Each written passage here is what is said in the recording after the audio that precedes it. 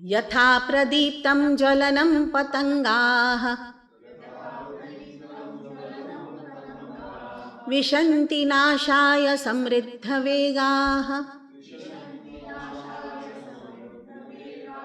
Tathaiva nashaya vishanti lokaah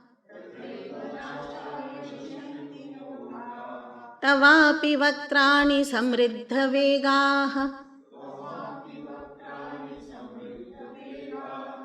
As moths hurriedly rush into a blazing fire for their own destruction, so also these creatures hurriedly rush into your mouths for destruction.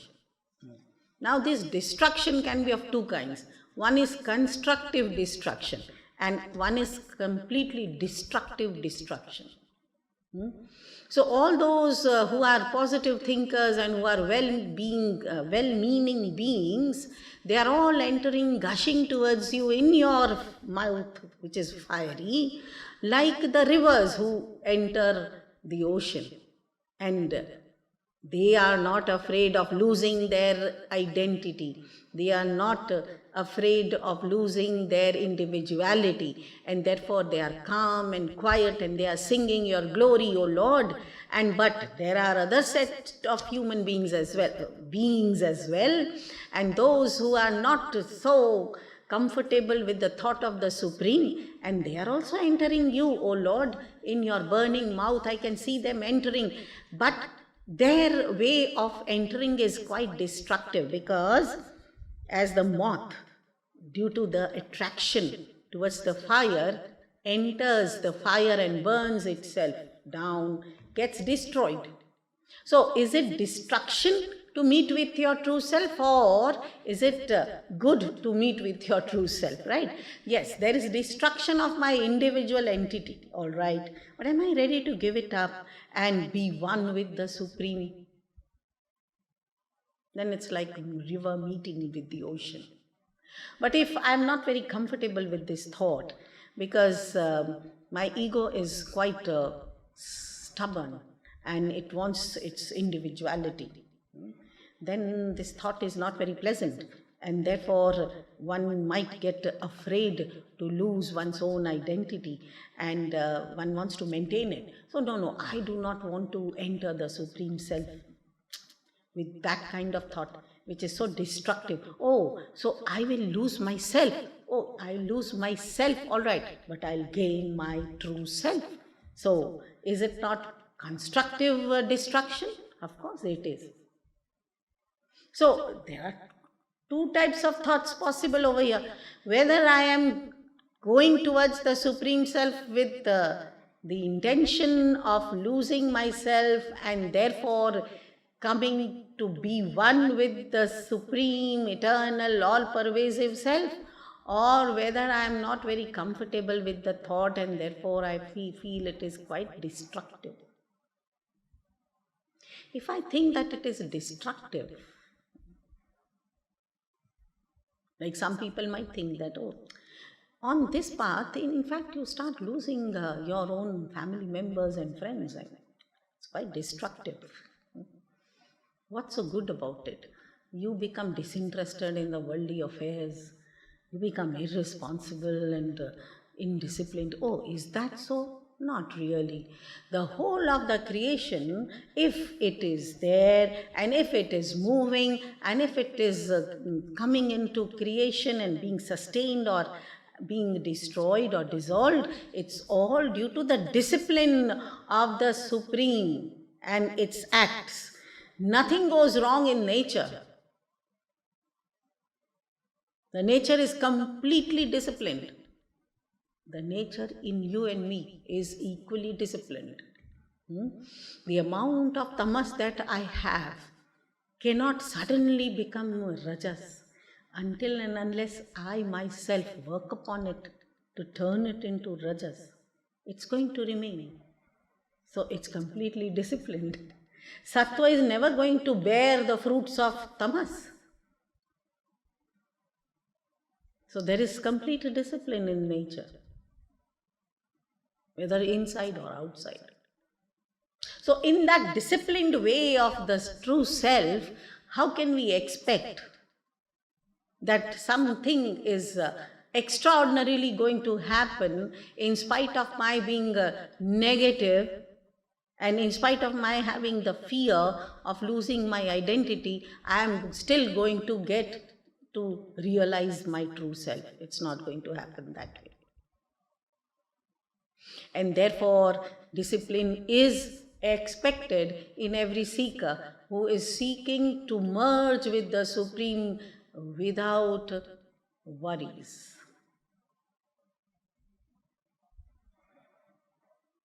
Without thinking it to be destructive. So therefore, Arjuna has given another very good example of this moth, Patanga. The moth gets dazzled due to the brilliance of light and gets attracted towards it. If I can see that dazzling brilliance of the Supreme, I should run towards it without thinking of my own destruction.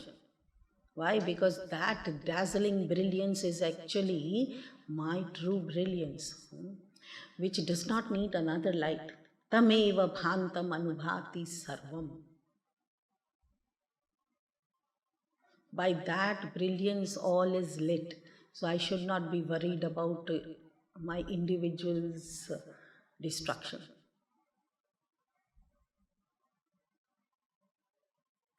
Very nicely Arjuna has explained his feelings and his thought with Bhagwan. He has shared it. He is actually, in fact, he is so overwhelmed with the vision that he's just speaking it out. Not even actually conversing with God. He's just speaking. Are you speaking to yourself? Sometimes, yes. And that's what is happening. Arjuna is talking to his true self. True self is Sri Krishna. So to talk to Bhagavan is like to talk to your own self. You are not different. You are not other than Bhagavan. No? At present, whatever it is. But essentially you are. So to talk to Bhagavan is the best way out. What happens when you talk to the Supreme? You are actually talking to yourself, and then that voice is heard better by you.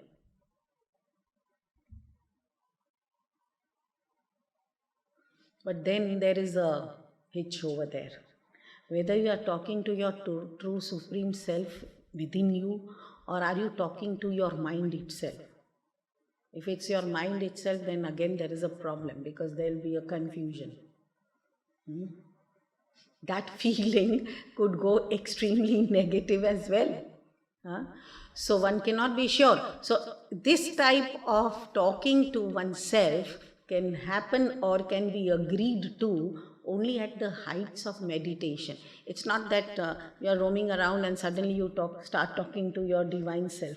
It's not going to happen that way, because if it is so, then you are a realized soul who is completely detached from the worldliness.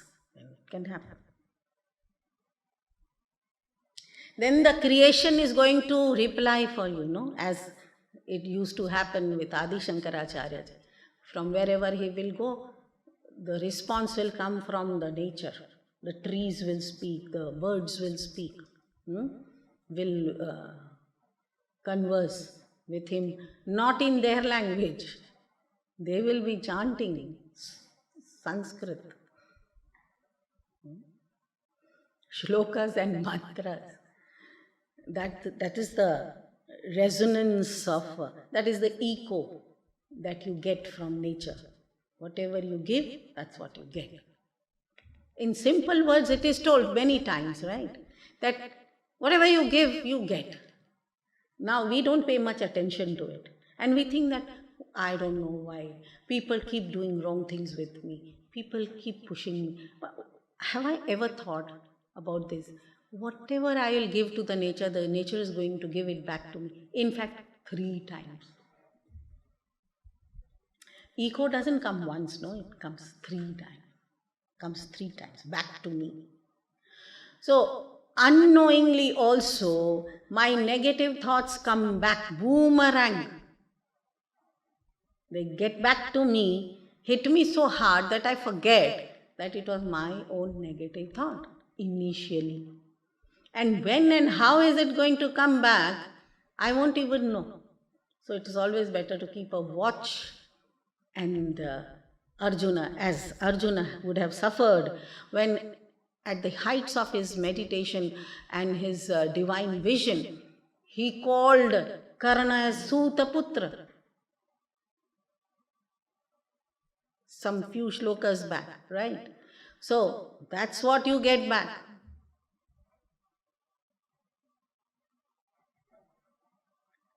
Then you can't expect good behavior from the other one. When your thought is lowly, how do you expect a better behavior from the other one? So Arjuna will have to keep a check, and much more than him.